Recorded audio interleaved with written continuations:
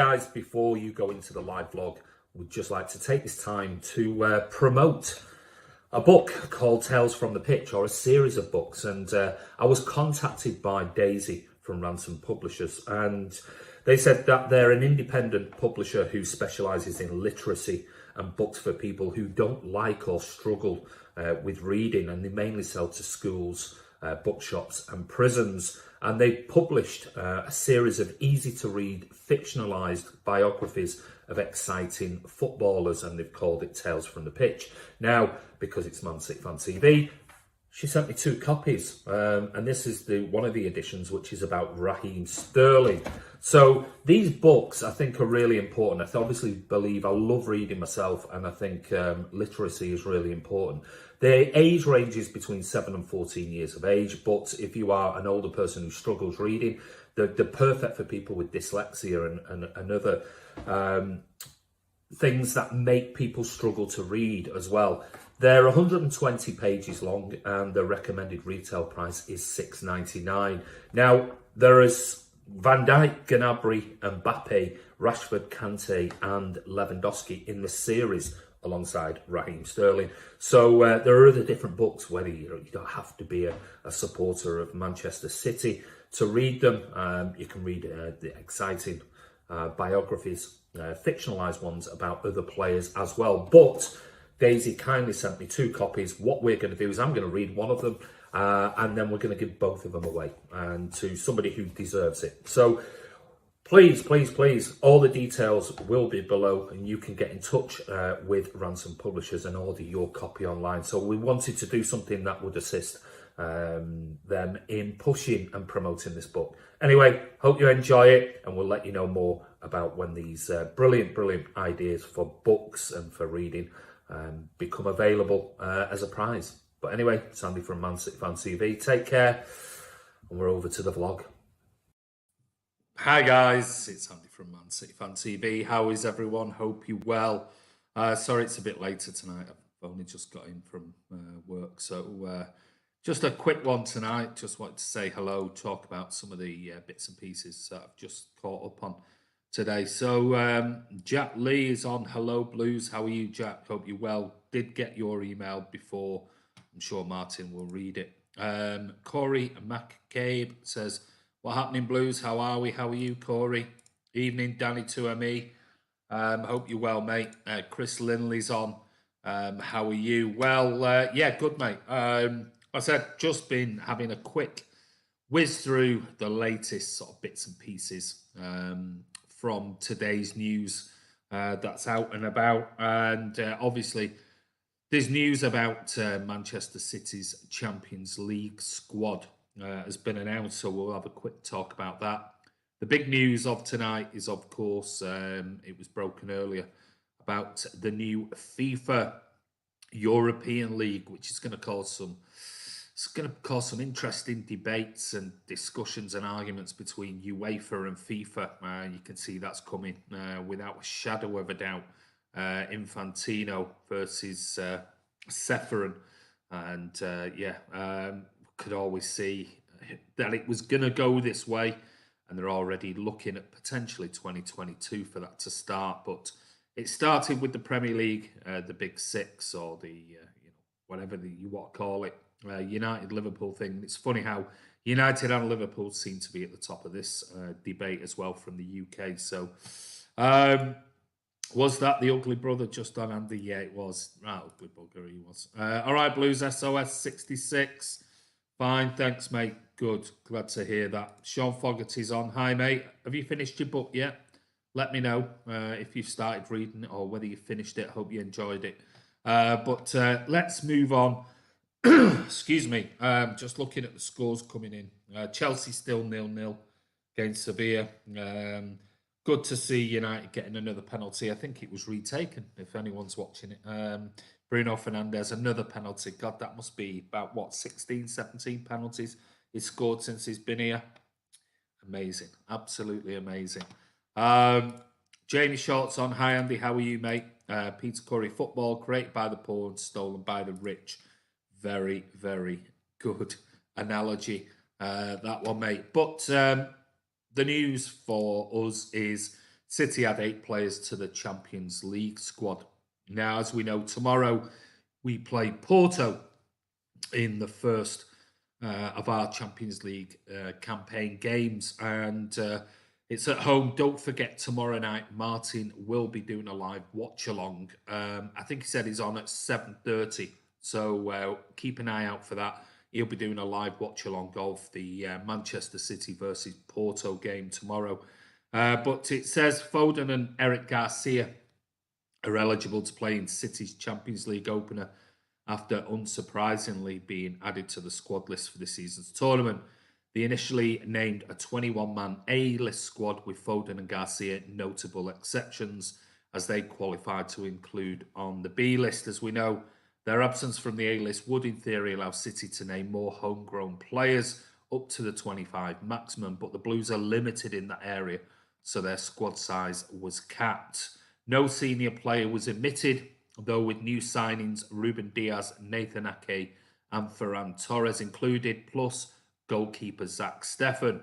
Now Foden and Garcia have been confirmed as B-list players, along with goalkeeper James Trafford, centre-back Taylor Harwood-Bellis and midfielders Adrian Bernabei, Cole Palmer, Felix Nemecha and Tommy Doyle. Don't forget, clubs are free to add to their B-list no later than 24 hours before a European tie if that player is born on or after the 1st of January 1999 and has been eligible to play for their parent club for an uninterrupted period of 2 years since their 15th birthday.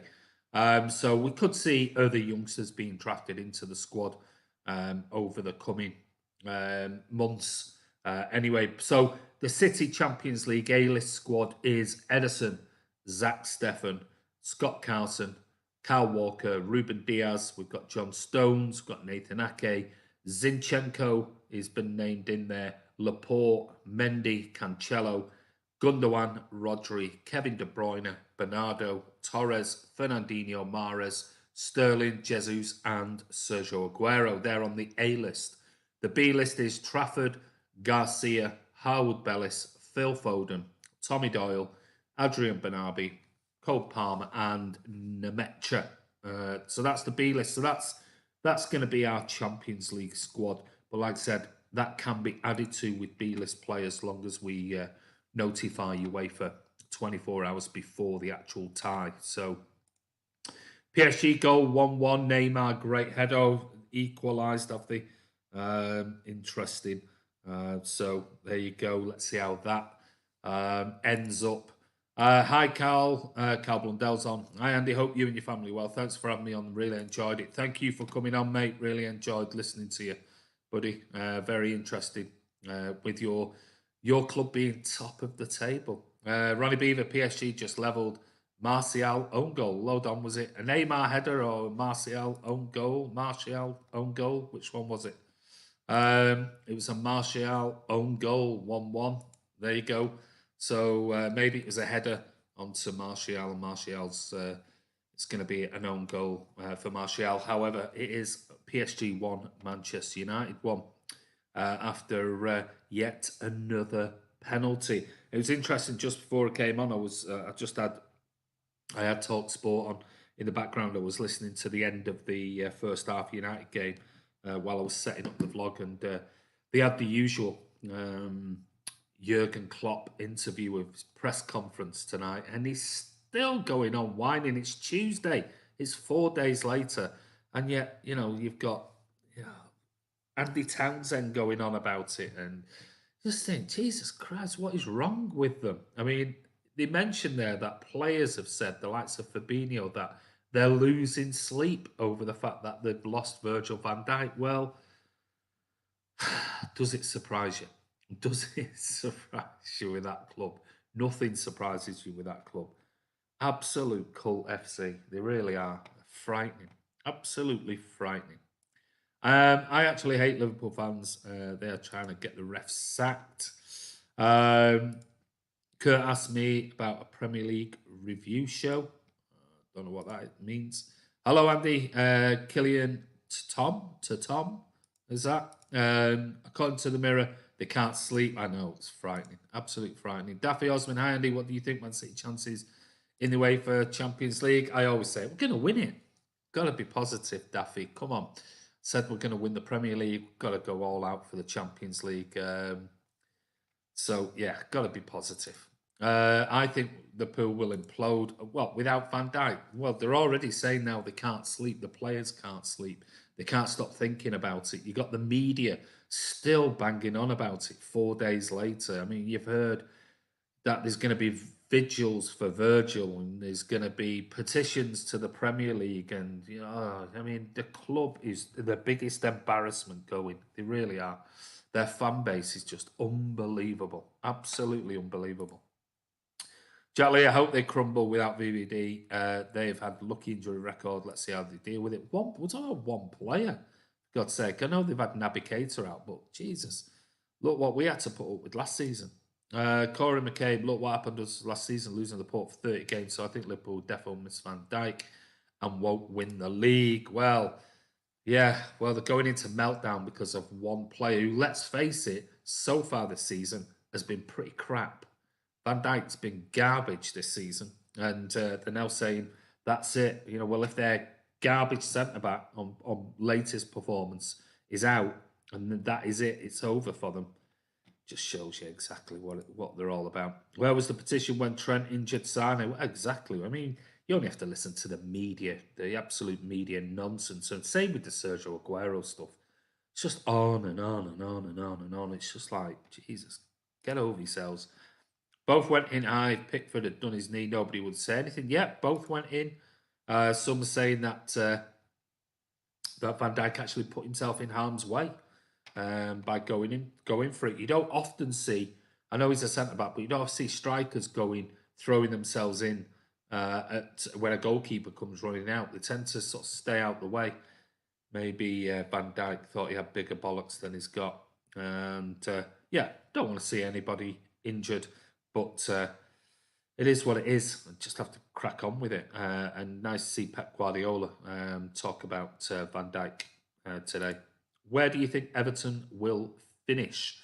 Well, I said that. Didn't I not say it the other day when you were on? I said you finished fifth. That was, I think I said fifth. Top four, you reckon, Jet Lee? Everton proved me wrong this season. VVD had studs showing. Well, let's face it. Look at the tackles that they've put in on players. It is what it is. I mean, God, Jesus, players get injured, and that's just football. I was watching Premier League years from the 17-18 season, and City was on another level. That 6-0 against Watford was unbelievable. Yeah. Against Arsenal, our back line looked brilliant. Left back is much better than Mendy, and Diaz is settling in very well. He is, absolutely. Ronnie Beaver thinks Everton top 6. There you go. I went for fifth, but Pep in his press conference, the usual stuff. Ruben Diaz was up first. He spoke very eloquently, but then there was all the usual. Have you took confidence from the Arsenal win? Champions League history. Is it something you still want to win? Like he's going to say, no, it's not. But out of it, the main things were, what about injury to players? Well, he said, we are still a little bit away from where we want to be, but Alex Zinchenko is back, and many players are back in good condition. Gundogan, Bernardo, and Joao. And Gabriel, Kevin, and Aymeric are expected back in the next weeks. Plural. It depends on our performance, and we will see what happens. So, don't think Gabby, Kevin, or Aymeric will be available for tomorrow's game, and no doubt, probably being at home against Porto, he's not going to risk them anyway. So, can't see them being involved. Certainly, maybe one of them for. Maybe one of them for the weekend against West Ham, but yeah, it's not looking likely. We'll see certainly all three of them back very soon, as in this week. Anything else he did? He talked about Van Dijk. Asked whether he was over the Lyon defeat. Not quite. Said it was a tough moment. He's saying that with regards to Champions League success, PSG took a while to get to a final. And it's a mental issue that you've sometimes got to get over. Porto, he says, are going to be, they've got some great players, talented players. So it's going to be a difficult game at the end of the day. So we'll wait and see about tomorrow. But don't forget, like I said, Martin is doing a live watch along at 7:30. So join him tomorrow. Danny says, remember when Sana gave Everton stitches? I think you mean Mane. Back in 17, nothing was said then. Well, yeah. Did City make a big deal of it? And difference being is Mane was sent off in that particular game. Kevin De Bruyne is a decent little player, though. Yeah, just a little bit. Pep was class when asked about Virgil. He was. Done that one. Danny to it, exactly. That challenge was brutal. Danny Tuemi, Gary Lineker said the red card ruined the game. The biased corporate mouthpiece. Well, do you expect anything else from Gary Lineker, the non-mask wearing shopper? Thought that was quite ironic after all of his, blah de blah about, can people not get it? Not wearing a mask. Why can't they wear a mask? It's that simple. And then he goes shopping and forgets to put his mask on. What's your all-time Premier League starting 11? Oh, too late for tonight, mate. This is a quick one. I said I'm knackered. I've had a long, long day. So I just wanted to come in here, give a quick update. Maybe keep that for another time when we've got a bit more time. Angelino just a 2 so far tonight. I did believe it. Is he scored a second? I know he scored one, if I remember rightly. Andy, do you know when or if you do a preview with Cam for the Everton game? Could I come on as well? We'll talk about it, mate. Send us an email as a reminder.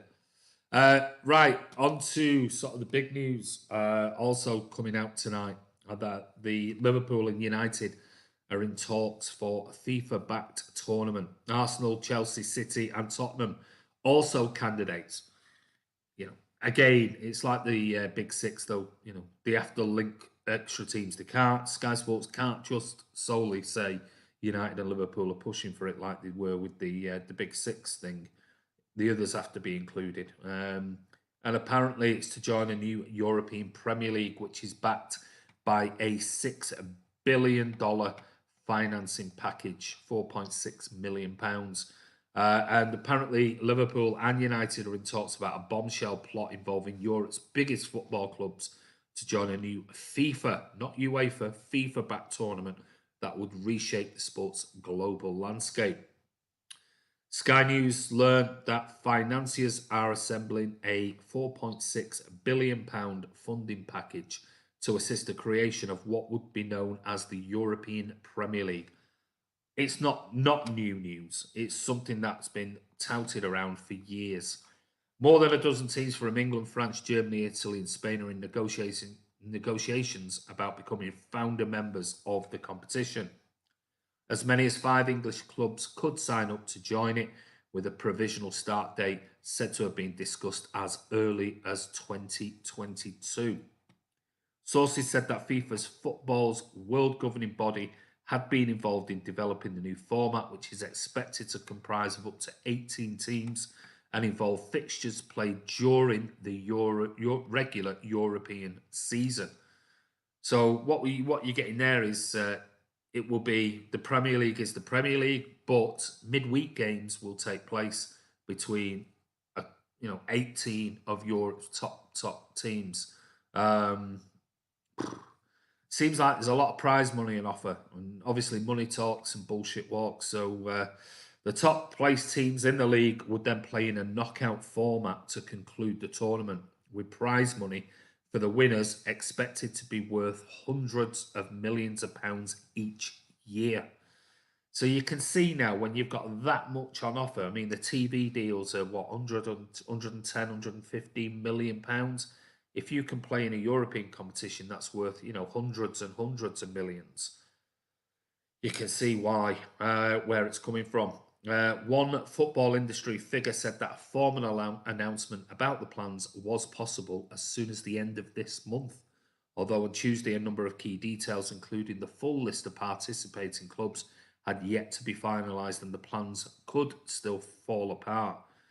So The source described it as potentially the most important development in world club football for decades. Well, obviously, since the introduction of the Champions League.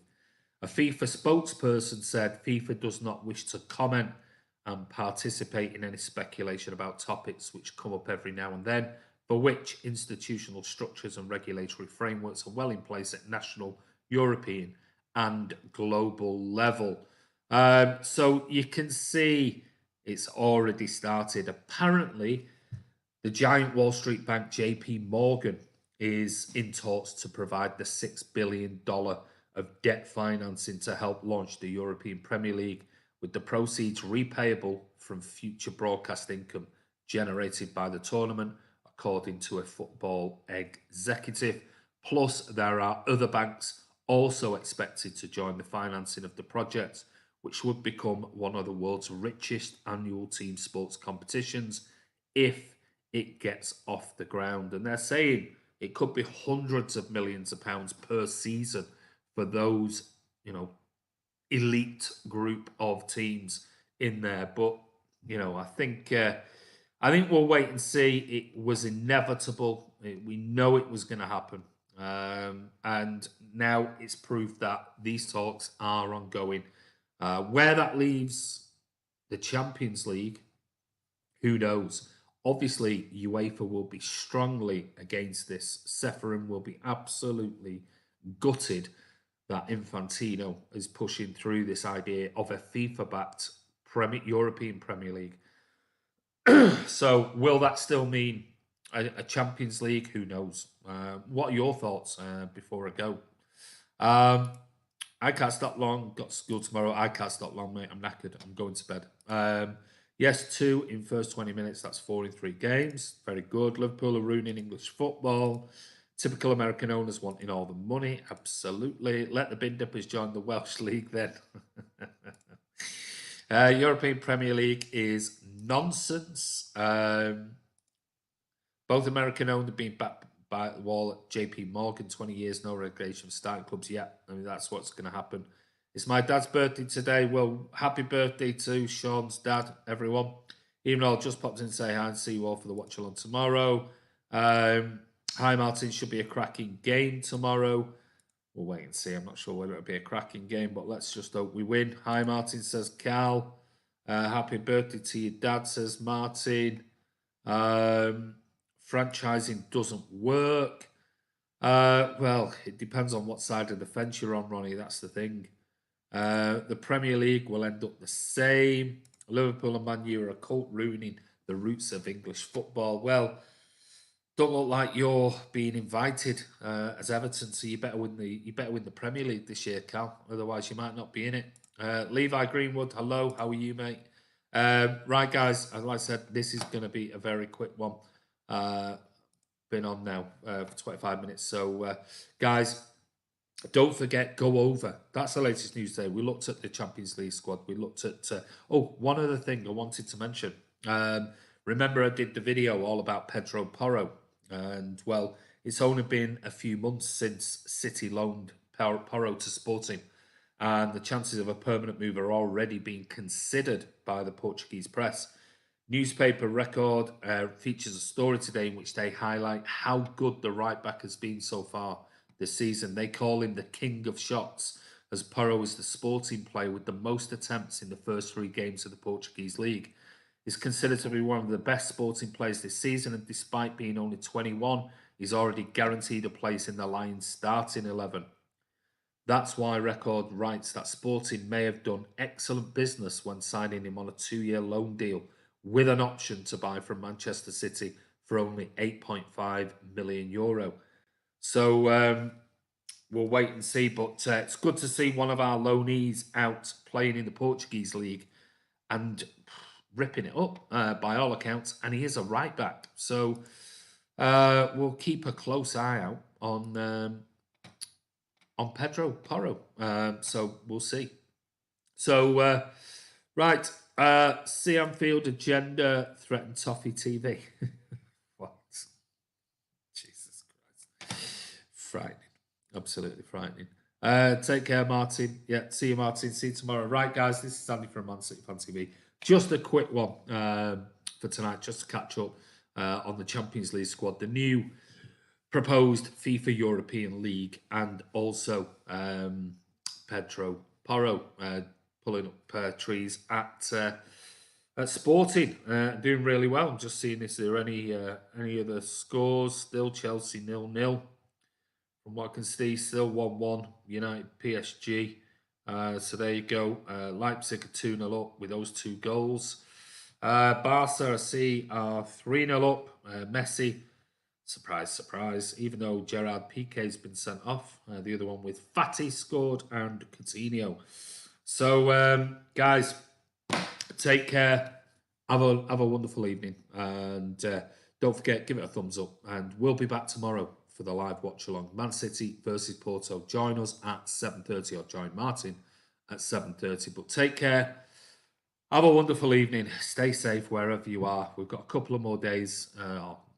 Certain people have got a couple of more days in Greater Manchester before Tier 3 lockdown takes place at midnight, Thursday night into Friday morning. But it is what it is. But stay safe, everyone. Follow the protocols. And the sooner we get out of this, the better. But take care. We'll see you soon.